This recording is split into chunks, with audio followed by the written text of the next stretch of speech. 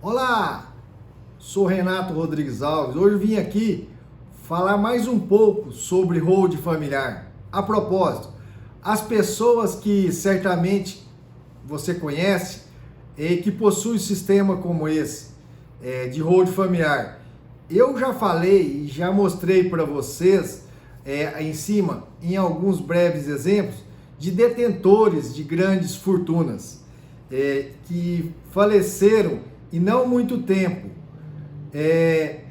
que deixaram toda essa fortuna para seus filhos herdeiros e sem que eles pagassem um centavo que custaria no inventário, pelo motivo que todos eles já tinham um sistema de hold familiar devidamente construído e organizado.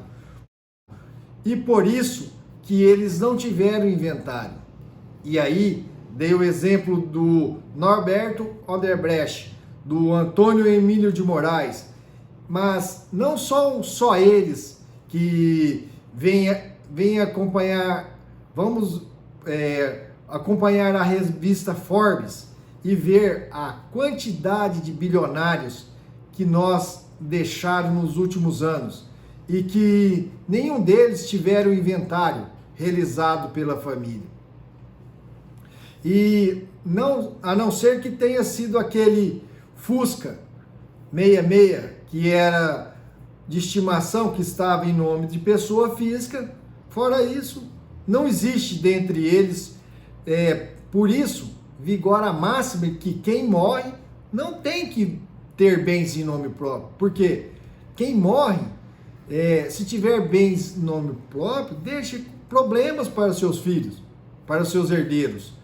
E aí, os exemplos são muitos. Posso mencionar Roberto Civita, do Grupo Abril, os irmãos Safra, como Moser Safra, Edmund Safra, do Banco Safra, Samuel Crane, das Casas Bahia, nosso vice-presidente José de Alencar, da Cotriminas.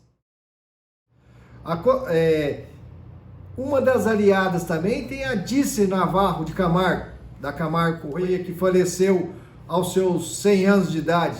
Dona da Camargo Correia, que deixou suas filhas, entre elas a Renata Camargo, herdeira.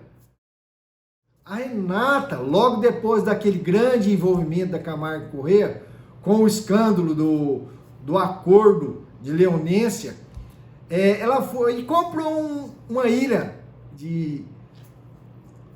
comprou na ilha de Manhattan um apartamento no prédio mais caro do mundo, em pleno Central Park, em Nova York.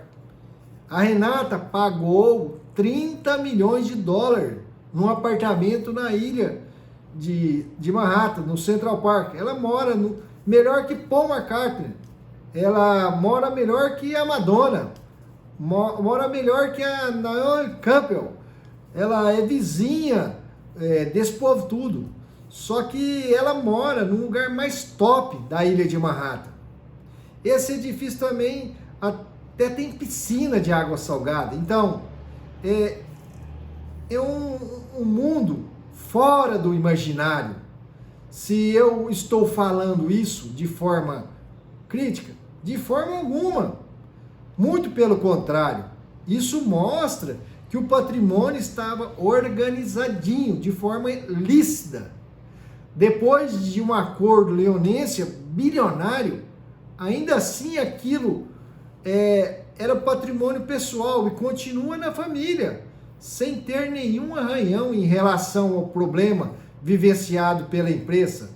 Tudo porque foi organizado de forma lícita e com inteligência, da forma que os países realmente civilizados se organizam, de forma que os países são mais evoluídos, portanto, a ponto do mercado, do ponto de vista das relações e capitais que eles se organizam.